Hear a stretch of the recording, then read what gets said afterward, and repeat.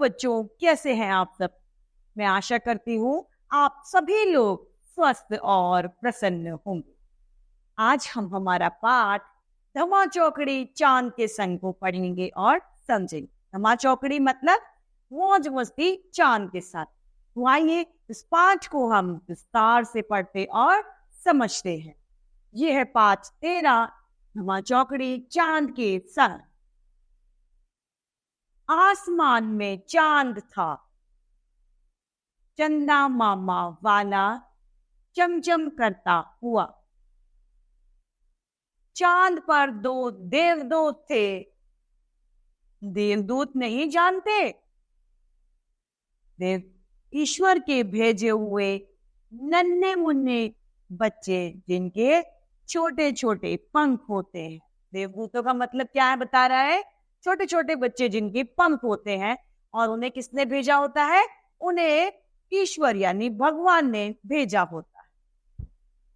वे आसमान में सब जगह उड़कर पहुंच सकते हैं, चांद पर जा सकते हैं, धरती पर भी आ सकते हैं। वो चांद से धरती पर आ जाएंगे और धरती से चांद पर आराम से चले जाते हैं। इन देवदूत के नाम थे नीरू और वीरू। क्या नाम थे? नीरू और वीरू। चांद से दूर आसमान के दूसरे कोने पर वे एक छोटे से घर में रहते थे। दोनों बच्चे छोटे घर में रहते थे और बैंगनी बादलों पर सवार होकर चांद की सैर को निकल पड़ते थे। बादल किस कलर के हैं? बादल बैंगनी रंग के थे। उन बैंगनी रंगों के बादलों में बैठकर वह चांद की सैर यानी चांद पर घूमने के लिए चले जाया करते थे। नीरू के बाल हरे थे और वीरू के बाल लाल थे। कैसे थे? हरे और लाल बाल थे। दोनों मस्त और हंसी खुशी से भरपूर। दोनों के अंदर उत्साह और जोश पूरा था। दोनों अंदर से पूरे प्रसन्नचित्त मुद्रा में थे। चांद पीला था लेकिन वह हंसता था तो लाल हो जाता था। कैसा हो जाता था? लाल हो जाया करता था। नीरू और वीरू चांद के दोस्त बन गए। चांद को भी वे अच्छे लगते थे। वो दोनों दोस्त जो थे वो चांद को भी अच्छे लगा करते थे। कभी कभी दोनों चांद के साथ मिलकर खूब धमा चौकड़ी करते थे। मतलब खूब मौज मस्ती वो चांद के साथ किया करते थे। हम भी तो धमा चौकड़ी करते हैं ना? क्या तुम भी धमा चौकड़ी पसंद है? अब आप लोग भी बताएं, आप लोगों को मौज मस्ती या धमा चौकड़ी अच्छी लगती है? हाँ, मुझे तो बहुत पसंद है और शायद आप सबको भी बहुत अच्छी लगती हो। तो इस तरीके से हमारा ये पाठ चांद के संग धमा चौकड़ी समाप्त होता है। अब हम इसके अभ्यास कार्य को करते हैं। इसमें पहला प्रश्न है बातचीत के लिए। बताओ आपने क्या पढ़ा? क, चांद पर कौन थे? चांद के साथ 2 देवदूत थे। ख, क्या आपको भी धमा चौकड़ी पसंद है? जी हाँ, हम सभी को धमा चौकड़ी पसंद है। ग, नन्हे मुन्ने बच्चे आसमान में कहाँ उड़ सकते हैं? नन्हे मुन्ने बच्चे आसमान में चांद तक उड़ सकते हैं। घ, चांद के दोस्त कौन बन गए? नीरू और वीरू दोनों चांद के दोस्त बन गए। अब हमें रिक्त स्थान भरने हैं। क, आसमान में रिक्त स्थान था। क्या था? चांद था।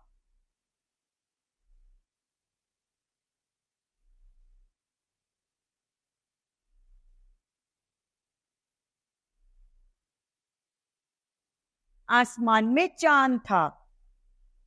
ख, चांद पर 2 देवदूत थे।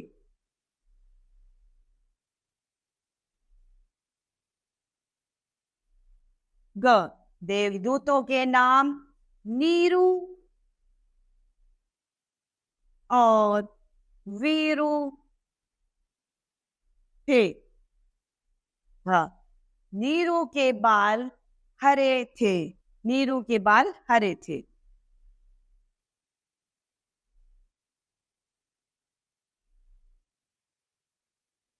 तीसरा,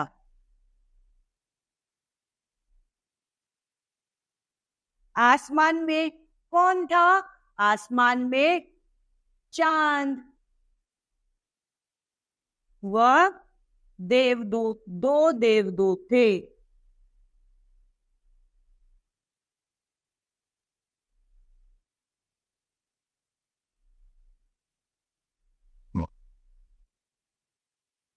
ख, आसमान में कौन सब जगह उड़ सकते हैं? देवदूत।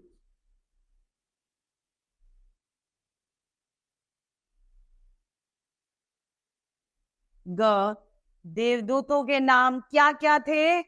नीरू और वीरू।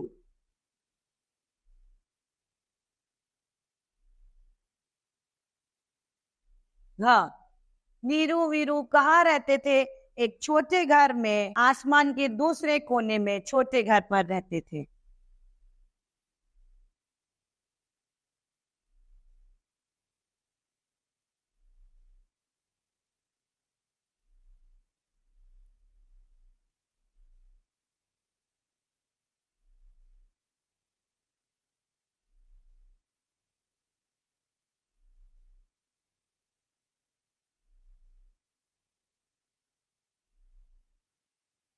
आसमान के कोने में छोटे घर में रहते थे।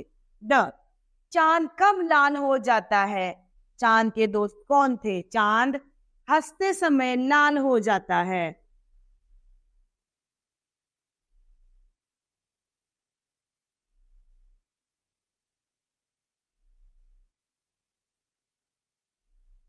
और चांद के नीरू वीरू मित्र थे। बहुविकल्पीय प्रश्न। पहला, बच्चों को किसने भेजा? ईश्वर ने, माता ने या पिता ने? ईश्वर ने। दूसरा, नीरू के बाल हरे थे और वीरू के लाल। तीसरा, चांद पर देवदूत थे दो। चौथा, चांद का रंग हंसते समय कैसा होता था? लाल। प्रश्न है, लिंग बदलो।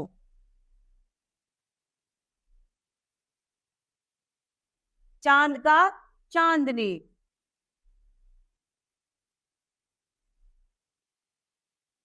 मुन्ना का मुन्नी। लड़की का लड़का।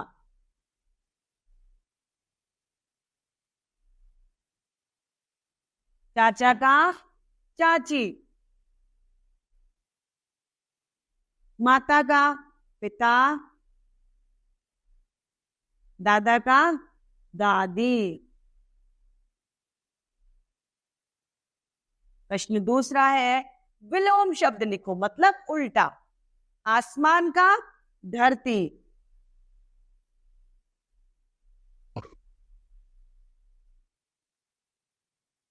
खुशी का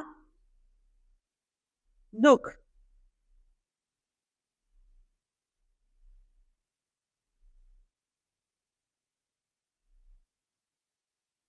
छोटे का बड़े। पसंद का नापसंद।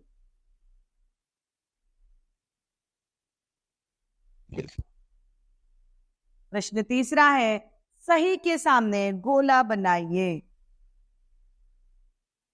आसामान, आसमन या आसमान? तो आसमान। ह, देवदूत, देवदूत, दवदूत, तो देवदूत सही है। ग, बैंगनी, बैंगनी सही है। धमा चौकड़ी, धमा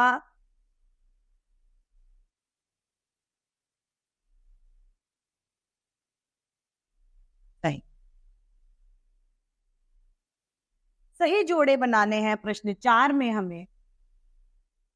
आकाश का मतलब होता है आसमान। ईश्वर का मतलब होता है भगवान। चांद का मतलब होता है चंद्रमा। और धमा चौकड़ी का मतलब होता है मस्ती करना। तो इस तरीके से हमारा ये पाठ समाप्त होता है। मैं आशा करती हूँ आप सभी लोगों को यह पाठ भली भांति रूप से समझ में आया होगा। तो आज के लिए इतना ही। हम फिर मिलते हैं। धन्यवाद।